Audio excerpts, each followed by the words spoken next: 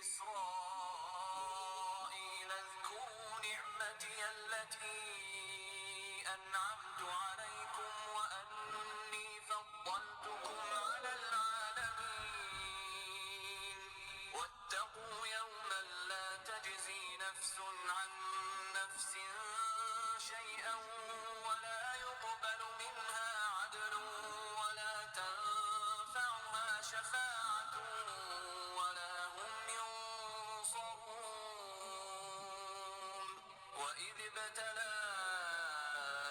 إبراهيم ربه بكلمات